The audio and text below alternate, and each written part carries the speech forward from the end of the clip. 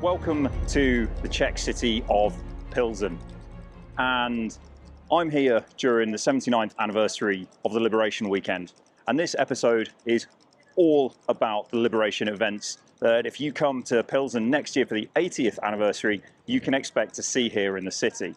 Now, this impressive memorial behind me is the Thank You America Memorial. Now, if you're not too familiar with the history of the Czech Republic and the end of World War II, just as a very quick guide, May 1945, George Patton's Third Army liberated Pilsen. It was the 16th Armoured Division, Combat Command B, the lead unit, that got here at about 0800 hours on the morning of the 6th of May 1945.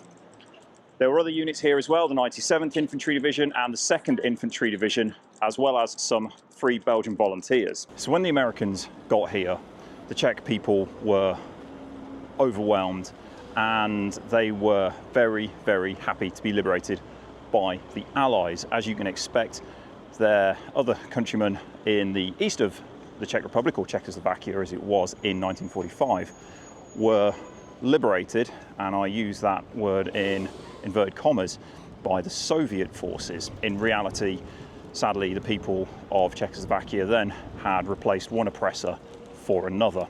Obviously not their choice, but the people of Pilsen, being very close to the eastern border of Germany, were really, really pleased that the Americans had got here. Now, the Americans then departed in November 1945 as the world of geopolitics changed and the advent of the Cold War set in.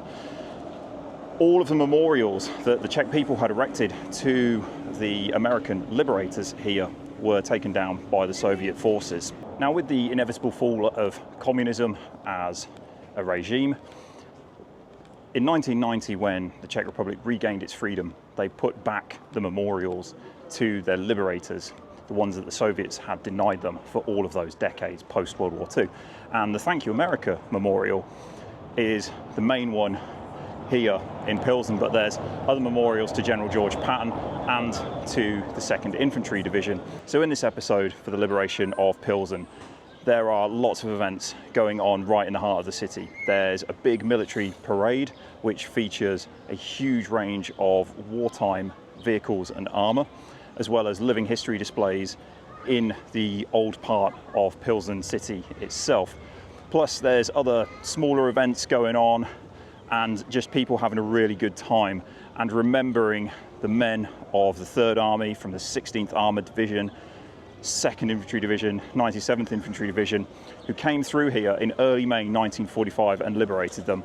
You know, their memory is still very much at the forefront of the popular culture here and that act of remembrance that takes place here in Pilsen every May.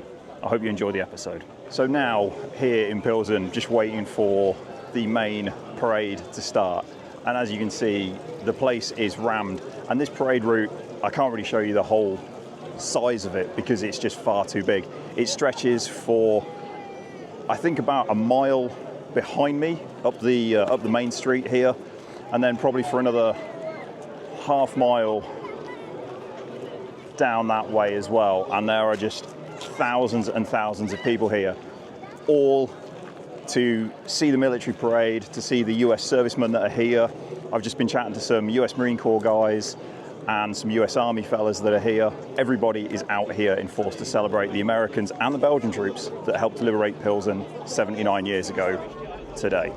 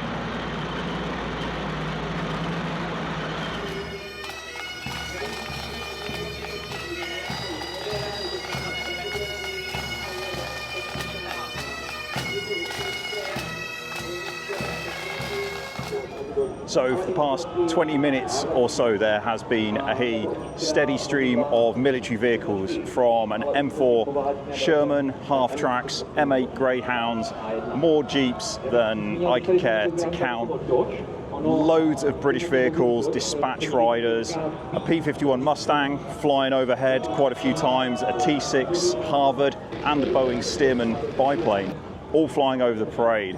And it's been amazing. And the parade, as you can see, hopefully from the images behind me, it's still in full swing, it's still going on. But I'm heading down toward the main square now and hoping to go and see all of these vehicles that have taken part in the parade, all parked up, and we'll go and get a better look at them.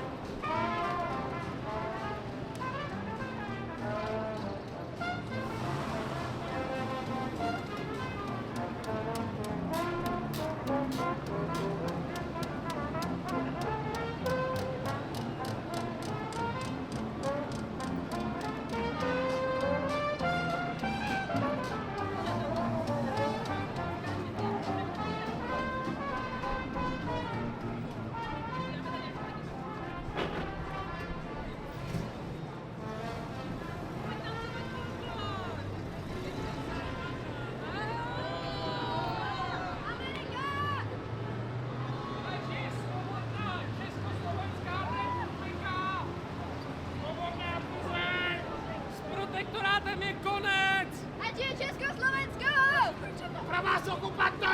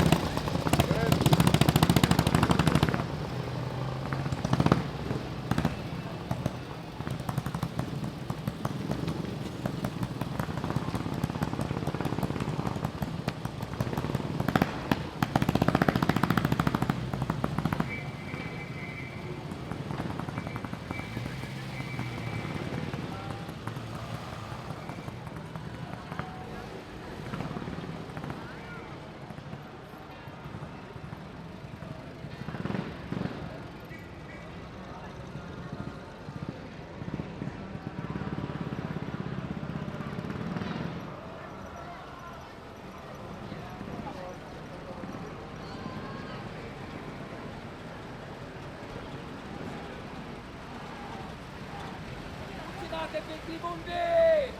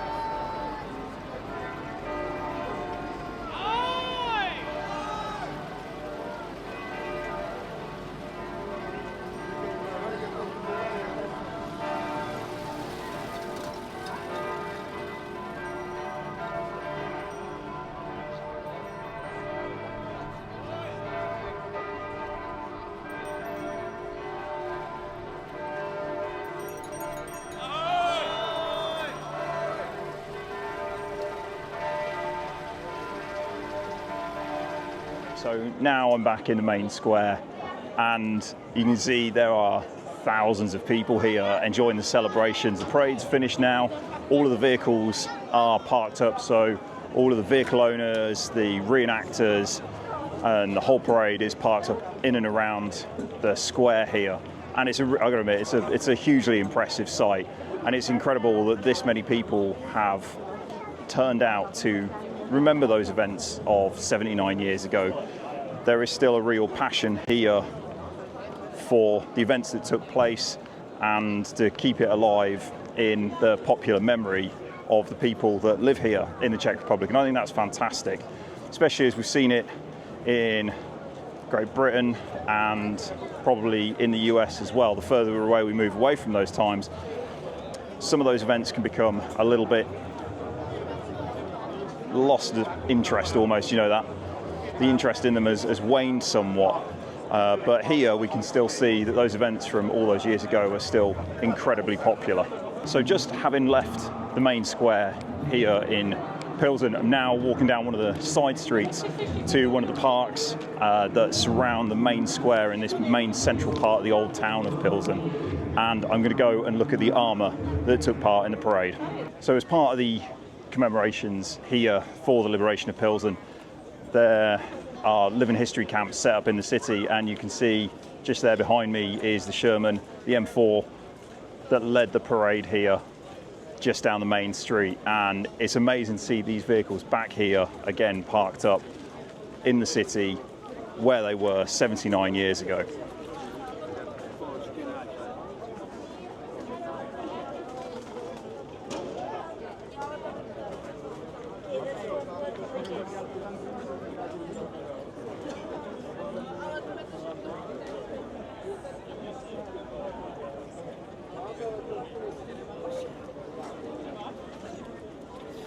Great aspect about this particular event is as well, these vehicles are literally just parked up on the side of the street. There's no fencing around, there's no protective rope to keep the public away. Everybody is really getting stuck in and having a really good look at these vehicles, which is, I personally think, a fantastic thing, because if we're going to encourage the next generation of historians and vehicle owners and collectors, then for them to be able to get this up close and personal access to these vehicles now is just a fantastic opportunity.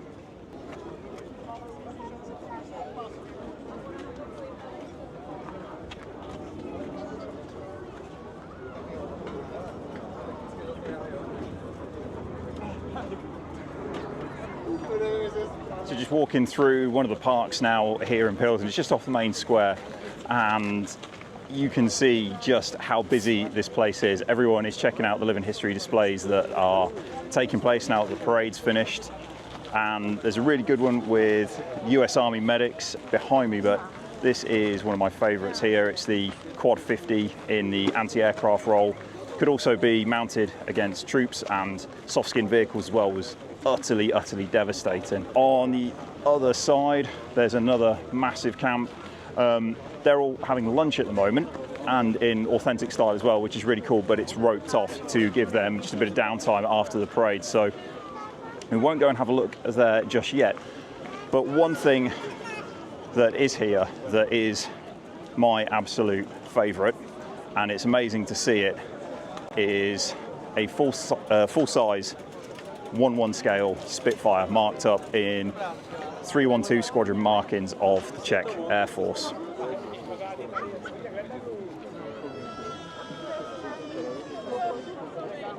It's really cool to see the 312 squadron Spitfire here on display, and they've got a really interesting history. They were formed in July 1940 at RAF Duxford in Cambridgeshire, and they have a very proud operational history, but it's great to see this aircraft behind me here representing their squadron.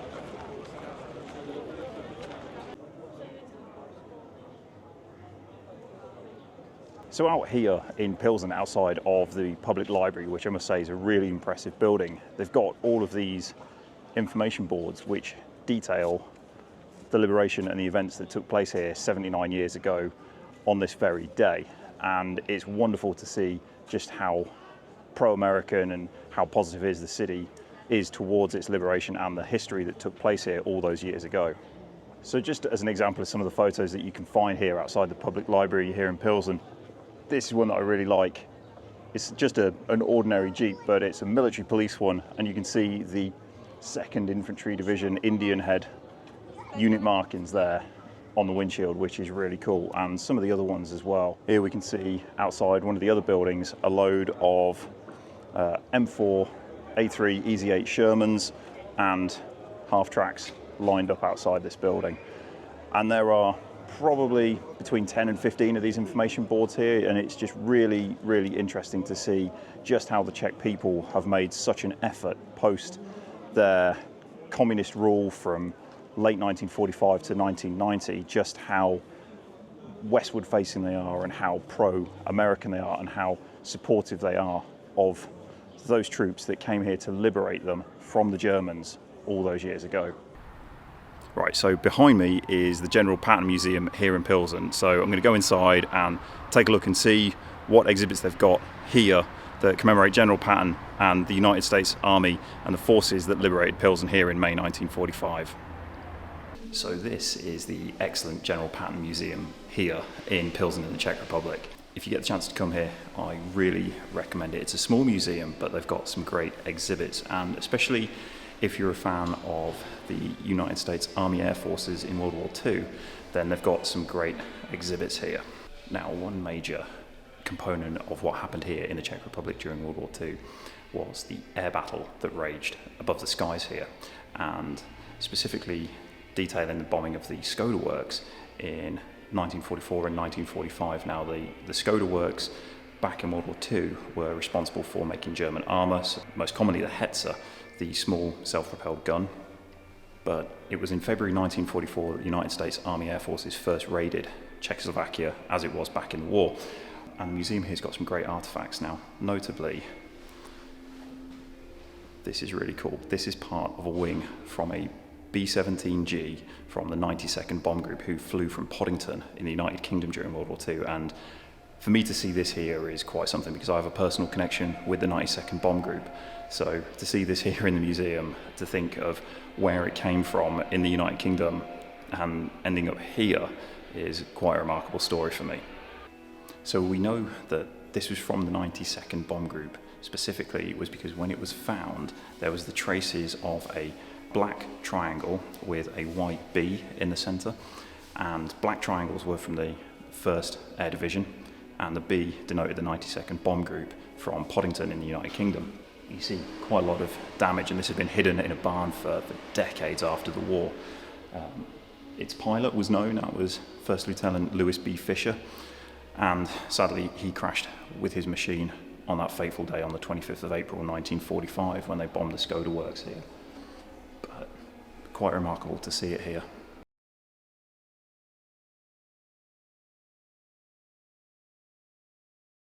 So this behind me here is the 1/4-inch steel plate that would have sat behind the pilots of P-47 Thunderbolts, and this armour plate here actually belonged to a P-47 Thunderbolt from the 362nd Fighter Group, which was from the 9th United States Army Air Forces, and its pilot, First Lieutenant Virgil Paul Kirkham, was sadly shot down and killed on the 30th of April 1945 over the Czech Republic here. But it's great that they recovered this, and it's quite incredible to see it and just get an idea of the armour protection that those fighter pilots had in warbirds back in World War II. And behind me here is an image of First Lieutenant Virgil Paul Kirkham. And what makes him really special, and sadly for the wrong reason, was that he was the last United States Army Air Force fighter shot down over the European theatre of operations in World War II. 362nd that day was strafing a German convoy near Trachanov, and sadly he was shot down by anti-aircraft artillery, crashed at full speed into one of the surrounding hills, and sadly gave his life for his country here in the Czech Republic. So obviously, with this being the General Patton Museum, you would expect some artefacts from General Patton himself, and the museum doesn't disappoint. So this great portrait painting behind me of the General is also at the base got one of his 4-star garrison caps, which I just think is really cool to see, to think that was actually worn by General Patton himself and is now here in the museum in Pilsen in the Czech Republic. This wall behind me here is a really great feature of the museum, and it just goes to show how much the Czech people really care about their liberators and the remembrance that goes with that. And the amount of signatures that are on here from veterans who have been back here sign the wall. And it's great to see, the Czech people really are grateful for the men from the United States Army, from the 16th Armour, the 2nd Infantry Division, and the 97th Infantry Division that came and liberated Pilsen at the end of World War II. They are still very much remembered here, and that's wonderful to see.